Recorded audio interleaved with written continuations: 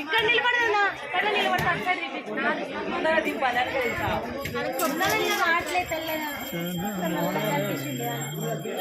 చూడండి